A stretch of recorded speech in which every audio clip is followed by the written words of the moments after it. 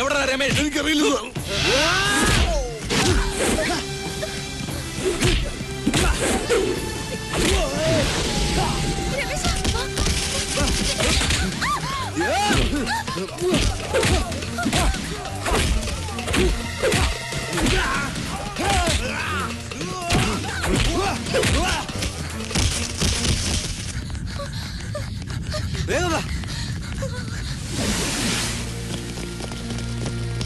ഇത് അവന്റെ പാറ്റല്ലേ? ഇതുകൊണ്ടല്ലേ അവൻ മന്ത്രിയെ തല്ലിയേ? ഇത് നിങ്ങളുടെ റൂമിൽ നിന്ന് കിട്ടിയതാ. സത്യം പറയുന്നതാണ് നല്ലത്. ഇല്ലെങ്കിൽ അച്ഛനാണ് അമ്മായിയാണെന്ന് നോക്കൂല. പോക്കിയെടുത്ത് പേരിക്കുകളായി ഞാൻ. സാറേ, അവനെയും കൊണ്ട് അവളുമാര് മുങ്ങി. എങ്ങോട്ട്? ലേഡീസ് ഹോസ്റ്റലിലേക്കായിരിക്കും. സ്റ്റീഫനും കൂട്ടിനും തടയാൻ ശ്രമിച്ചതാ. അവരെ അടിച്ചിട്ടിട്ട് ഓടിക്കളഞ്ഞു.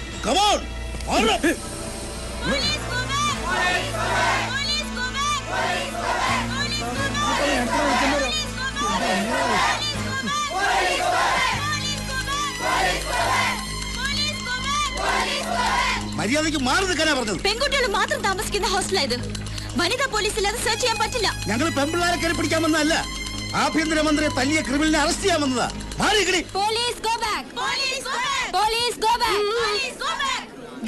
ഈ മേരി പൈസ് മേട്ടറായിരിക്കുന്ന ഹോസ്റ്റലാ ഇത്.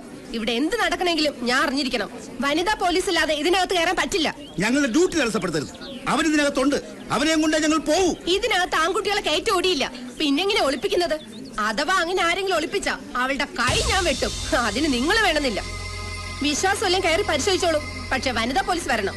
ലേഖേ, മുറിയിലുള്ള കുട്ടികളോടെല്ലാം പുറത്തേക്ക് വരാൻ പറയൂ. Yes madam. Sir, Julie, Julie വാതിൽ തുറക്ക്. ഞാനാ.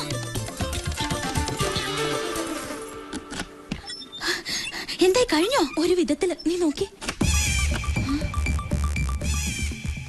വലിയ കുഴപ്പമില്ല. പോലീസുകാർക്ക് റൂംസ് ഒക്കെ സെർച്ച് ചെയ്യണമെന്നാ പറയുന്നത്. ഏതായാലും വനിതാ പോലീസ് ഇല്ലാതെ അകത്ത് കയറാൻ പറ്റില്ല എന്നുള്ള എന്റെ ഐഡിയ ഏറ്റു. അതുകൊണ്ട് ഇത്രയും സമയം കിട്ടിയില്ലേ? ഞാൻ വിചാരിച്ച കുടുങ്ങിയെന്ന്. പിന്നെ ലൈലയോട് രാജിയോട് ഞാൻ വിവരം പറഞ്ഞിട്ടുണ്ട്. അവരുടെ കൂട്ടത്തിൽ പുറകെ നിർത്തിയാ മതി. എനിക്ക് ആകെ ഒരു ടെൻഷൻ. തുടങ്ങി അവളുടെ ഒരു ടെൻഷൻ. ധൈര്യമായിട്ട് കൊണ്ടുപോടി. ഞാൻ പോണു. സിറ്റി പോലീസ് കമ്മീഷണർ ഇടിയങ്കർത്ത സാർ ഇപ്പൊ എത്തും. നിങ്ങളുടെ വകുപ്പ് ന്യായമൊക്കെ അദ്ദേഹത്തോട് പറഞ്ഞാൽ മതി. എന്റെ അമ്മോ, ഇടിയങ്കർത്ത സാറ് വേണം. എനിക്ക് നിർത്തണം. ഏത് കർത്തവ്യം വരണെന്ന് ഞാനും നോക്കട്ടെ.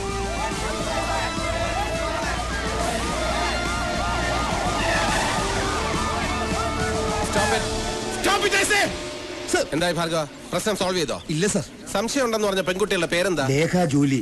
കോളേജിലെ നേതാക്കളാണ് സർ. ഈ വരുന്ന സാർ ലേഖ.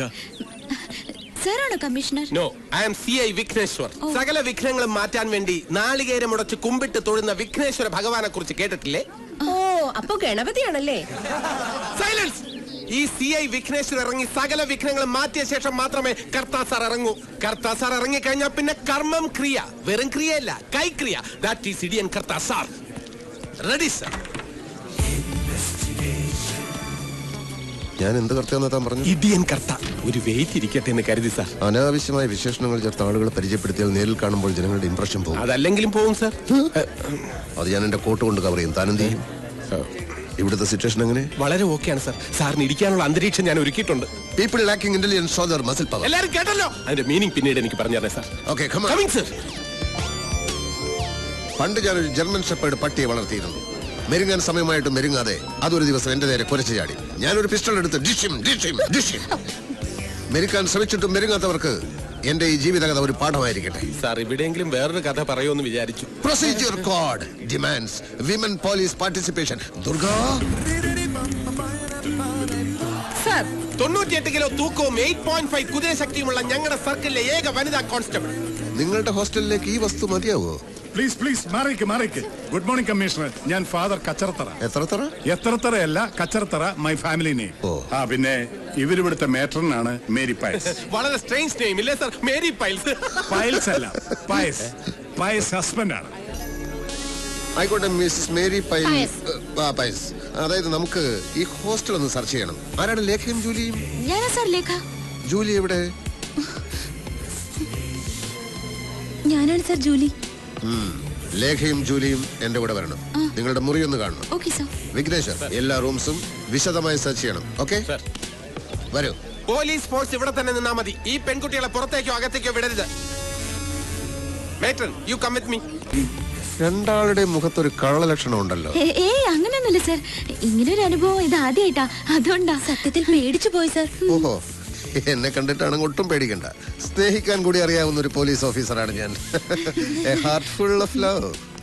നിങ്ങളിൽ ആരുടെ ലവറാണ് രമേശ്? പേടിക്കണ്ട. ലവ് എന്ന് പറയുന്നത് മനസ്സിന്റെ ഒരു പ്ലസന്റ് ഫീലാണ്. അതിന് പ്രായഭേദമില്ല. I like it. രമേശ് ഞങ്ങളുടെ ലവറൊന്നും അല്ല sir. Is a best friend, അത്രേ ഉള്ളൂ sir. Your boyfriend? Yes sir. എന്നെ നിങ്ങൾക്ക് അങ്ങനെ ഒരു ഫ്രണ്ടായി കണക്കാക്കാം. ഞാൻ ഇപ്പോഴും ഒരു യങ് മനസ്സുള്ള സ്റ്റുഡന്റിനെ പോലെയാ. Still I am a bachelor boy, you know. ഈ രമേശിന് ആരൊക്കെയുണ്ട്? അമ്മ മാത്രമേ ഉള്ളൂ എന്നാ തോന്നുന്നു. നന്ദിനി പ്രസാദ് അല്ലേ? അതെ സാർ. അവരെ അറിയോ? അറിയാം സാർ. Other relatives? അറിയില്ല സാർ. ഇതിലാണ് സാർ. Oh, thank you. ഈ ഹോസ്റ്റലിന്റെ ചരിത്രത്തിൽ ആദ്യമായിട്ടാണ് ഇങ്ങനെ പോലീസുകാർ കയറി ഇറങ്ങുന്നത്. പോലീസുകാർ കയറി ഇറങ്ങുന്നത് ഒരു ഹോസ്റ്റലിന്റെ ഐശ്വര്യമാണ് Mrs Mary pile. Pius, Pius. എല്ലായിടവും നല്ലതുപോലെ അരിച്ചു പറക്കിക്കോണം. സർ, ഒരാളെ ഒന്നുമല്ല, 5-8 ആളുകളെ ഒളിപ്പിച്ച് താമസിപ്പിക്കാൻ വലിയ പ്രയാസമൊന്നുമില്ല അല്ലേ? നോ സാർ, മേരി മാഡം ഭയങ്കര സ്ട്രിക്റ്റാ. അല്ലെങ്കിൽ ഒളിപ്പിച്ചേനെ അല്ലേ? സാർ ഇതാണ് റൂം. ഓഹോ, എന്താ സാർ? ഇവിടെ ഒരു പുരുഷഗന്ധം. ഇവിടെ തീർച്ചയായും ഒരു പുരുഷന്റെ ഗന്ധമുണ്ട്. അത് സാറ് പുരുഷനാണല്ലോ. അല്ലല്ല. അയ്യോ അല്ലേ സാർ? അതല്ല, ഞാൻ മറ്റൊരു പുരുഷന്റെ ഗന്ധം എന്നാണ് ഉദ്ദേശിച്ചത്. സാറിന് തോന്നുന്നതായിരിക്കും. തോന്നുകൊണ്ടാണല്ലോ ചോദിക്കുന്നത്. ഇല്ല സാർ, സാറല്ലാതെ മറ്റൊരു പുരുഷൻ ഇവിടെ വന്നിട്ടേ ഇല്ല. ഞങ്ങളുടെ കസിൻസ് വന്നാൽ പോലും താഴത്തെ ഗസ്റ്റ് റൂം വിട്ട് മുകളിലേക്ക് വരാൻ മേരിമേടെ സമ്മതിക്കില്ല സാർ. ഈ റൂം വളരെ സ്പേഷ്യസ് ആണല്ലോ. ഹോസ്റ്റലിലെ എല്ലാ റൂംസും ഇതുപോലെയാണോ? അല്ല സാർ, ഇത് മുത്തച്ഛനും മാനേജ്മെന്റുമായിട്ടുള്ള ധാരണയില് സ്പെഷ്യൽ ആയിട്ട് കിട്ടിയതാ. ആരുടെ മുത്തച്ഛൻ?